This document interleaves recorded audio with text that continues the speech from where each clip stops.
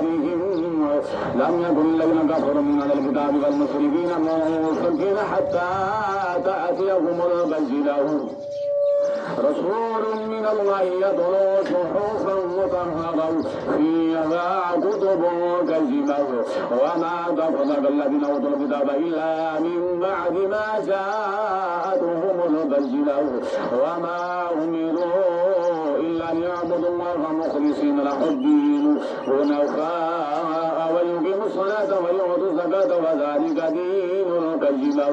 إن الذين كفروا من أهل الكتاب والمشركين في نار جهنم خالدين فيها أولئك هم شر البرية